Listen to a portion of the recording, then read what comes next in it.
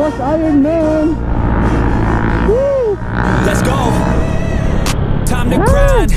Get inside your mind. Yeah, we working overtime. That's the only way to climb. We gon' make it in our prime. Signing on the dotted line. Cashing checks left and right. That's the way I'm living life. I feel alive when I got a goal in sight. Chip away, I gotta fight. Ain't nobody else in sight. Man, I think I see the light. Yeah, that shit is so bright. Follow me, I got the guide. See you on the other side, son. Ain't nobody know what I've been through. Ain't nobody know what I can do. I'm ready to go into battle.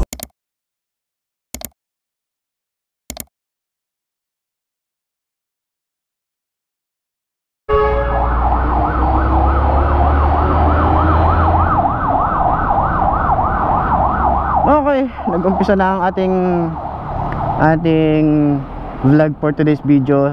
Meron na naman tayong ambulance. So yun nga, what's up? Kamusta? Ayos ba tayo dyan? Nandito ako sa May Rusi, no? Pasensya na kasi nga nagbayad ako ng aking monthly.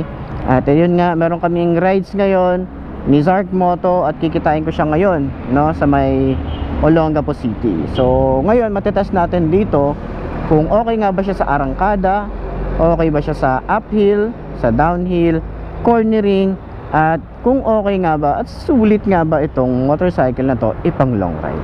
Check natin yan ngayon.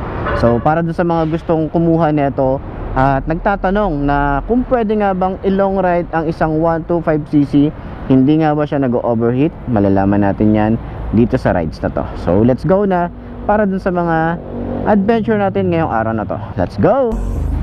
I'll put on a show as a dazzle. I'm about to take off. Never gonna stop till I'm chilling at the top. No, I'm about to take off. Okay. So nag-tubig break lang tayo. So let's go na. Sheesh. Mula San Rafael, Bulacan, babiyahe muna tayo ng ilang kilometro para makarating sa Olongapo City. Naghihintay na kasi si Zark Moto doon. Siya ang makakasama natin sa long ride na to at marami daw magagandang lugar na ipapakita sa akin at siguradong mag-e-enjoy ako. Pero bago yun, ito muna yung mga kaganapan sa biyahe ko papuntang Olongapo. Alam nyo, sa hindi ko sinasabing matangkad ako, no? Pero sa 5'2" na kagaya ko, parang akong nakayuko dito. So talagang pang ano to pang mga maliliit na tao. Alam niyo yun? Doon yung gawa Hindi ko masasabing matangkad ako, no? Sa 5'2" na kagaya ko. Pero parang akong nakayuko dito, Parang akong nakayuko lang. Relax naman siya.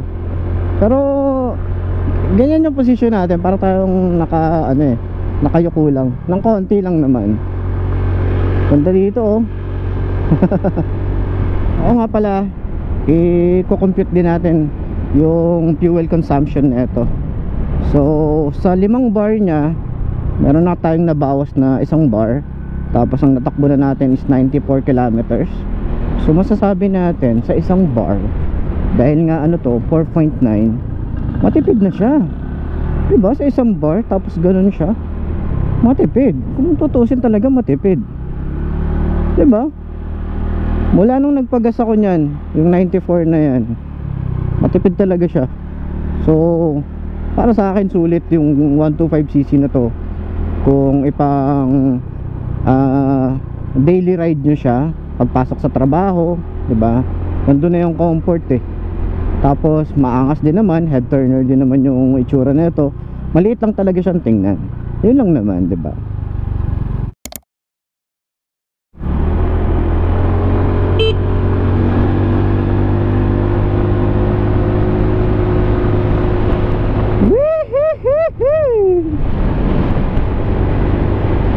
Alam nyo, mas confident na akong i-drive to compare nung mga naunang araw. Hindi ako masyadong nakakapag-banking, medyo alangan ako sa mga liku-liko. Ngayon, komportable na ako. Harurot ko naman na siya hanggang 70-80, ganun. Hanggang dun lang. Kasi alam nyo na, nagwi-wiggle na siya pag medyo nakatapak tayo ng bato na malaki, di ba? Nagwi-wiggle siya kaya yung balance ng motorcycle. Sana yun yung mas ma-improve nila rito. Yun lang naman yung concern ko dito. Tsaka pag nasa high RPM na tayo, medyo nakakaramdam ako ng medyo vibration, diba?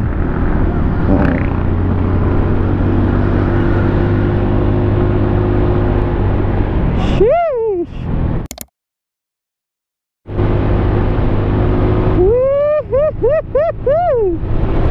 Ito talaga yung favorite ko na na park dito sa San Luis diba? Ang kulay. Tapos dito sa side natin yung bundok ng Arayat, diba? Sheesh!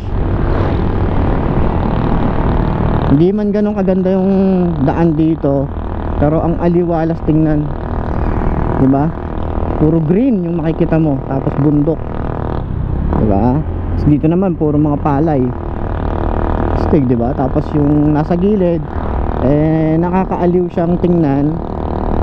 Wala lang, naaaliw lang ako pag dumadaan ako dito, naaaliw talaga ako.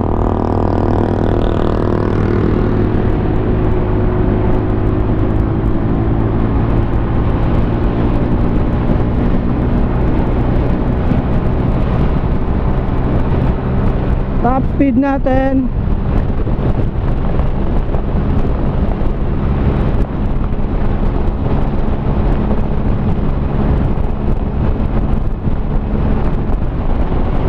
Ah, 94. Top speed natin 94. So yan yung takbuhan natin mamaya. Ganda nung ganda nung arangkada niya. Hindi kanya mabibitin eh.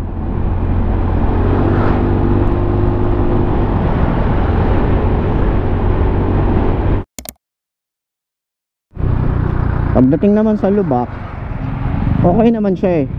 Maganda kasi yung kanyang shock dito sa likod. Naka-record ba ako? Ayan, maganda yung shock niya sa likod kasi nga meron tayong baso, tsaka adjustable, yung bounce niya, yung tigas niya.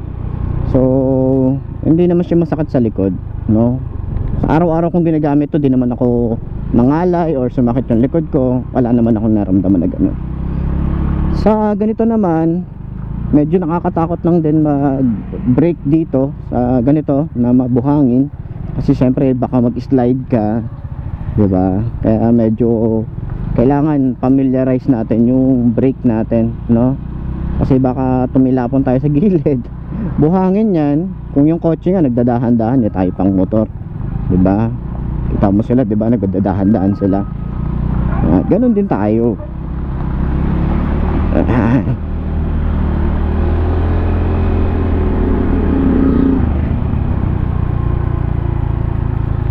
Ganda ng lugar dito eh. Ito lang talaga yung panira dito, yung mga ginagawa dito. Uy, tingnan mo, dumulas tayo dun. Uy, pinapadaan na yung isang pinapadaan na yung isang tulay. Hindi naman tinapos. Yan na yun. Ito na yun, ito na yung tulay na yun. Naman tinapos yung pagkagawa. Yun lang yun. Tapos mabuhangin pa din dito.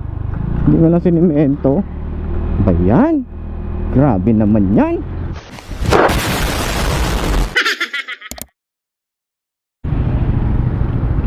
Okay, Pampanga na tayo. Mas madali itong isingit eh. Ayan o, diba? Go na tayo, go na. Dali, go. Sheesh. Sakto, diba? Okay, sa diretso na to. Sark, nandiyan na ako, Sark. I'm so sorry na agad, Sark. Till I'm chilling at the top, yeah. Never gonna stop till I'm chilling at the top, yeah. Gonna stop till I'm chilling at the top, yeah.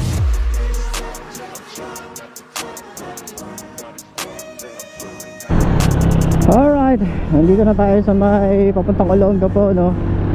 So dito natin matatry kung okay nga ba siya sa akyatan or sa downhill or uphill, tsaka sa sa isang diretso, di ba?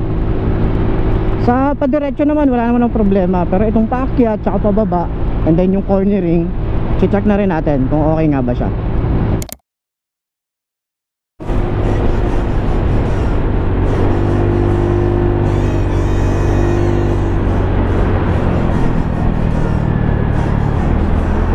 Let's go.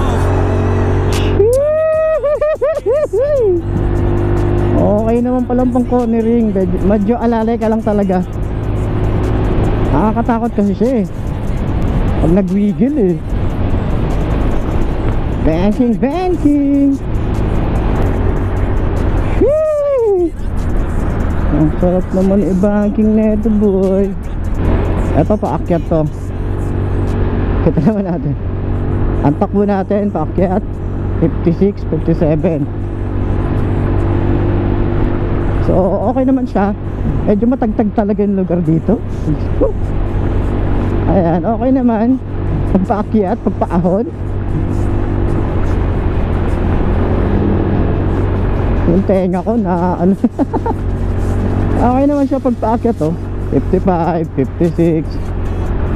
Ganyan lang yung takbuhan natin paakyat. Whee!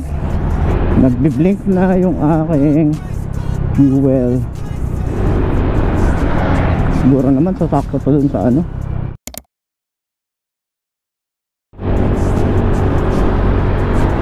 Paakyat 56, 55. Ganyan lang tayong takbuhan natin dito.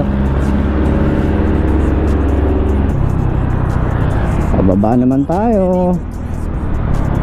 Ang problema sa pababa eh. Ang saya nga eh. Sa paahon tayo ano. Pero nagustuhan ko makapit yung gulong ayos din Nung una kasi natatakot ako eh. Syempre break-in din yung gulong, diba? Nakuha natin to 300 kilometers na yung tinatakbo eh. Pero syempre break-in pa rin yun. Di naman to talagang laging ginagamit. Ako lang talaga yung nakagamit na ito ng ganito katagal. So napansin natin yung ating fuel, nagbi-blink na siya. Tapos nasa 178 kilometers na. Siguro ang fuel consumption nito around 180. Siguro mawawala na yung blink nung gas. Kasi nagpagas ako na ito, yung wala na, empty na talaga, wala nang bar. Dito kasi meron pang kumikit gumaganon-ganon, kumukurap-kurap pa. Kaya baka meron pa to. So estimated natin 180 kilometers yung ating 4 liters and 4.9 liters. Dun siya magpapa full tank na ulit tayo. Yun lang naman yung natin dito. So ayan, alam nyo na kung ano yung fuel consumption na ito. Okay, para sa akin depende pa rin kasi yan sa bigat ng rider. Okay, ako nasa 60 kilos lang ako. 60 kilos, yan, 60 kilos lang. So depende yan kung mas magaan kayo sa akin, mas tawag dito, mas matipid. Tsaka nag-angkas na ako nung nakaraan, si mami, tapos yung kapatid niya. Yan, hatid sundo ko sila. Ayun, yun lang.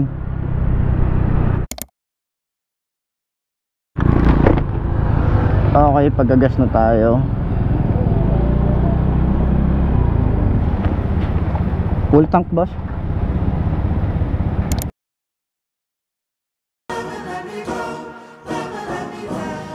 Let's go.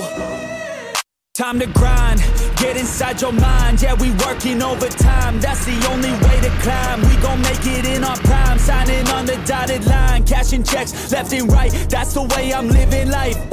I feel alive when I got a goal in sight. Chip away, I gotta fight. Ain't nobody else in sight. Man, I think I see the light. Yeah, that shit is so bright. Follow me, I got the guide. See you on the other side, son. Ain't nobody know what I've been through.